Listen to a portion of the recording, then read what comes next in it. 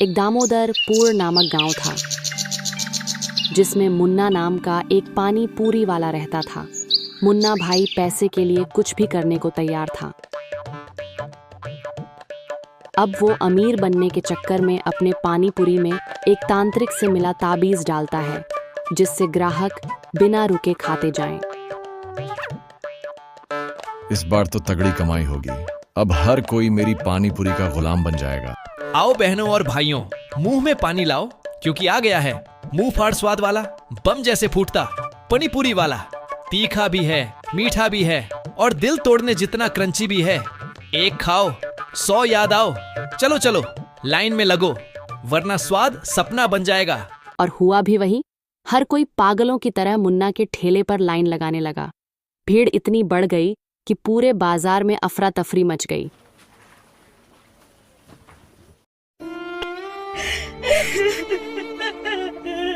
मुन्ना के मिलावट के कारण गांव में गुड़िया की मौत हो चुकी थी।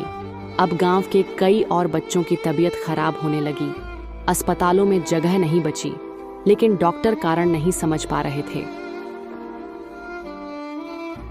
पेट दर्द, खून की उल्टी और फिर मौत, सब कुछ इतना अचानक हुआ मानो कोई श्राप हो। रज्जो आंटी ने एक दिन चुपके से देखा कि मुन्ना पानी पूरी के पानी में कोई ताबीज मिला रहा था। ये सब देखकर रज्जो आंटी ने सबको गांव के चौपाल पर बुलाया। मुन्ना की वजह से ही ये सब हो रहा है। वो पानी पूरी के पानी में एक ताबीज मिलाता है। मुन्ना ने जो ताबीज पानी में डाला है वो भोग बंधन तंत्र है। इससे आत्माएं पानी से जुड़ जाती हैं और मुन्ना ने जिन मासूमों की जान ली है वो आत्माएं अब इसी पानी से बदला लेंगी। मुन्ना को सब बात पता चलती है। मुन्ना डर जाता है और पंडित हरिहर नाथ से मिलता है। तेरी आत्मा पर अब भूख का श्राप लग चुका है। अब तू खाएगा मगर कभी तृप्त नहीं होगा और तुझ पर वही आत्माएं हमला करेंगी जिनकी भूख तुझसे जुड़ चुकी है। मुन्ना का नौकर लालू, जो भीगते हुए पानी पूरी का मसाला बना रहा था,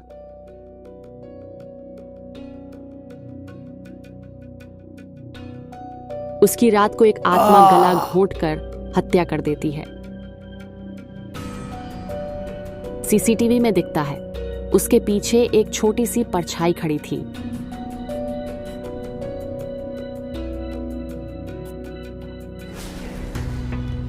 अब हर रात मुन्ना को अलग अलग आत्माएं दिखने लगती हैं।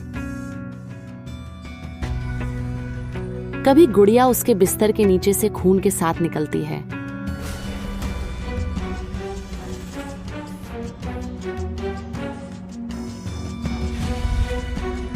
कभी उसकी पानी पूरी में से बाल और कीड़े निकलते हैं।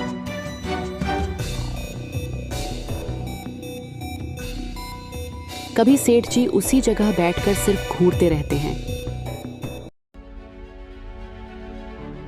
मुन्ना सबको छोड़कर आत्माओं से माफी मांगने श्मशान जाता है।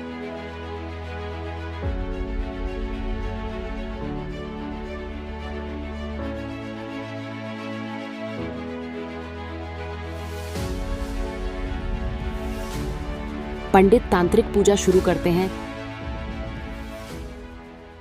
चम्मच चमके, थाली बोले, भूत भागे पंखा खोले।